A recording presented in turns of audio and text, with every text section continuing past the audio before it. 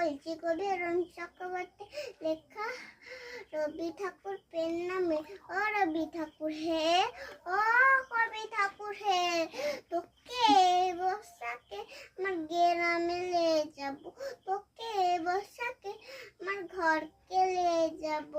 শহর তোকে লাচাই কুদায়, ব্রিজ বানিয়ে শোয়া করে, রাস্তা বানিয়ে রোদে পুরায়, সে যাতনা আর না সইব।